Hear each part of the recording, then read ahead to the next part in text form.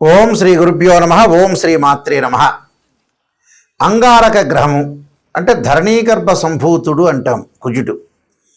ఈ అంగారక గ్రహము జనవరి 16వ తారీఖు నుంచి ఫిబ్రవరి 23వ తారీఖు వరకు మకర రాశిలో ఉత్తరాషాఢ నక్షత్రంలో ఉచ్చస్థానమైన మకర స్థితిలో, అందులో సహజంగా ఉత్తరాషాఢ నక్షత్రం అంటే రవి నక్షత్రము, రవి కుజులు మిత్రులు. మకర రాశిలో ఉచ్చస్థానంలో ప్రవేశంతో ద్వాదశ రాశుల యొక్క ఫలితాలు ఏ విధంగా ఉండబోతున్నాయి మనం చూసుకునేటట్టయితే, దీన్ని ఈ సంవత్సరంలో అత్యంత శక్తివంతమైన సంచారాల్లో ఒకటిగా మనం పరిగణిస్తాం. అంటే మకర రాశి అనేది అంగారకుడు ఉచ్చస్థానం. ఆ ఉచ్చస్థానంలో కూడా ఉత్తరాషాఢ నక్షత్రంలో ప్రవేశంతో 23వ తారీఖు వరకు, ఫిబ్రవరి 23వ తారీఖు వరకు ఉంటారు. అప్పుడు మరి ఎలాంటి ఫలితాలు జరగబోతున్నాయి? సహజంగా అంగారకుడు అంటే ఏంటంటే ధైర్యము, అభిరుచి, సహనము, కోపము, బాధ్యత, శారీరక బలాన్ని, ఓర్పుని సూచిస్తుంటుంది.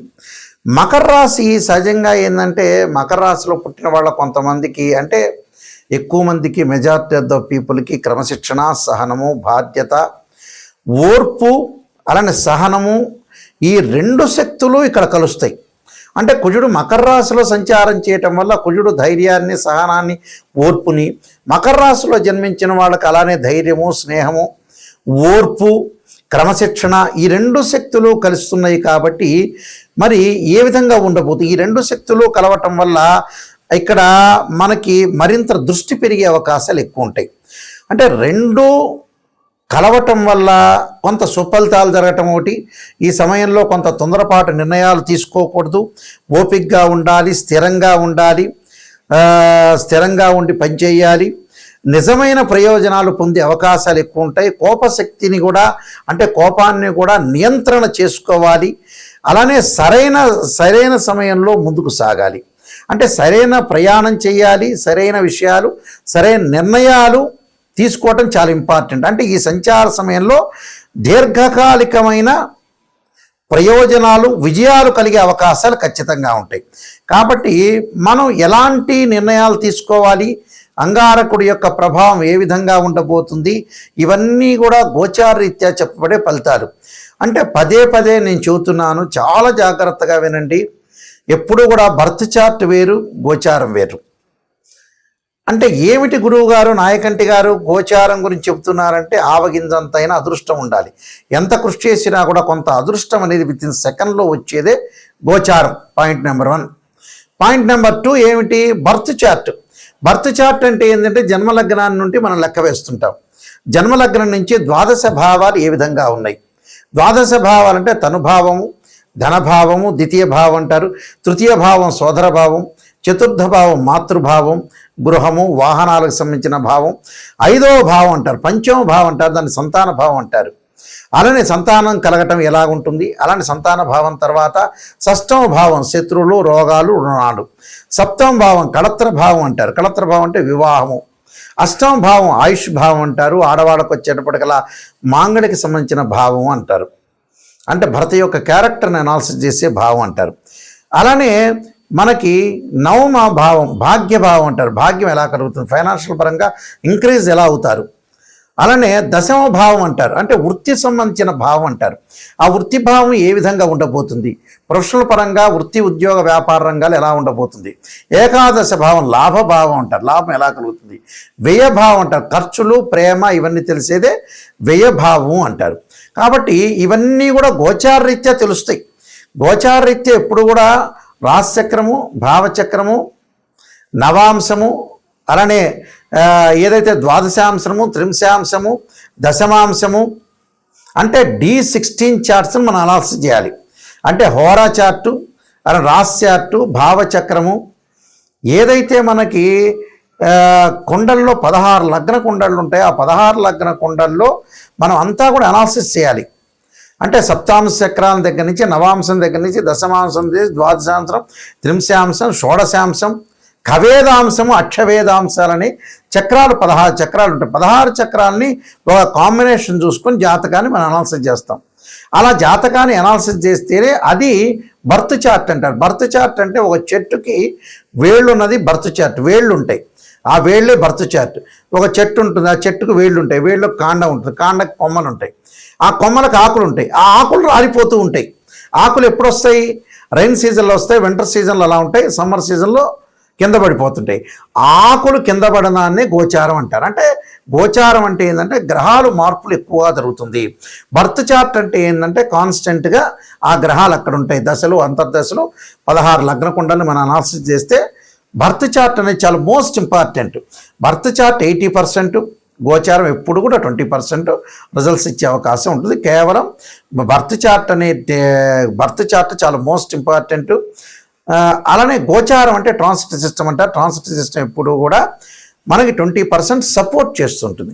ఆ సపోర్ట్ ఎంతవరకు ఉంటుందో మనం తెలుసుకోవటమే చాలా మోస్ట్ ఇంపార్టెంట్.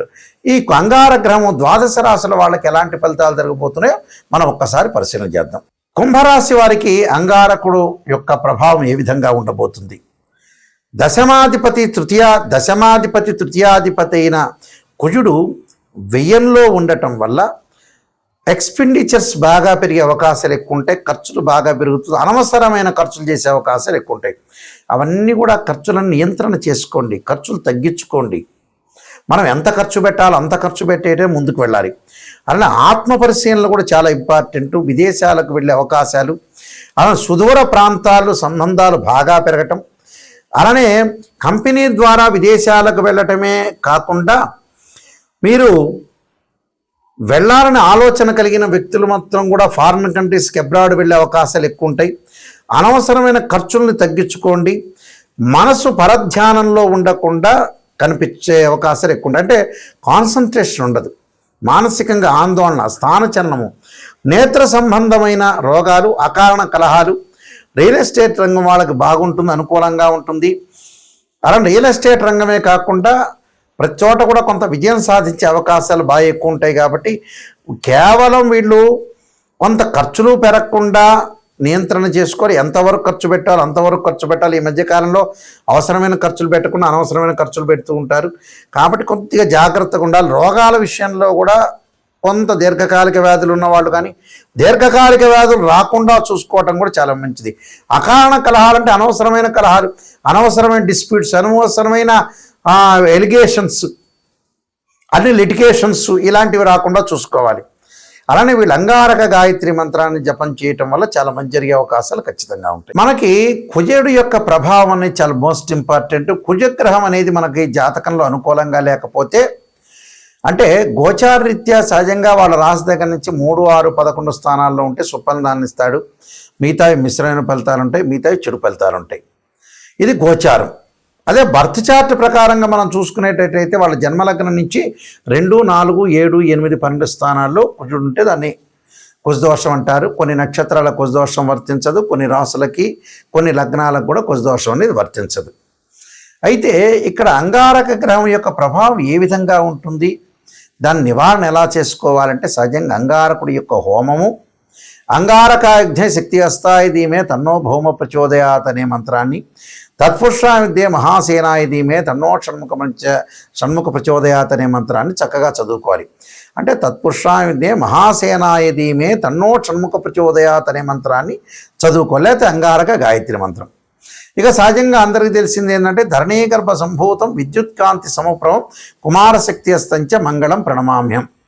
అంటే కోర్టు సమస్యలున్నా, అన్నదమ్ముల మధ్యలో గొడవలు జరుగుతున్నా, పిత్రార్జిత సమస్యలున్నా, కెమికల్ కంపెనీ వాళ్ళు కానీ, రియల్ ఎస్టేట్ వాళ్ళు కానీ, కన్స్ట్రక్షన్స్ వాళ్ళకి కానీ, ఎవరికైతే వివాదాలు, ఆర్గ్యుమెంట్స్, పోలీస్ స్టేషన్లు, కోర్టు సమస్యలు ఉంటాయో వీళ్ళందరూ కూడా తప్పకుండా అంగారకుడి యొక్క ఆరాధన, శ్రీ వల్లీ దేవసేన సంస్థ సుబ్రహ్మణ్య స్వామి యొక్క ఆరాధనకి చేయాలి. వివాహం కాని వాళ్ళు కూడా ఖచ్చితంగా అంగారకుడి యొక్క జపం, అంగారకుడి యొక్క హోమం, అలాగనే కందులు దానం చేయటం, ఎర్రని వస్త్రము, ఎర్రని గొడుగు, ఎర్రని చెప్పులు, ఎర్రని పూలు లాంటివి దానం చేయటం వల్ల కూడా వీళ్ళకి మంచి జరిగే అవకాశాలు ఖచ్చితంగా ఉంటాయి. నిజంగా ఎవరైనా సరే జాతకాన్ని తెలుసుకునే వాళ్ళు నెగిటివ్ అయినా పాజిటివ్ అయినా తెలుసుకోవాలి.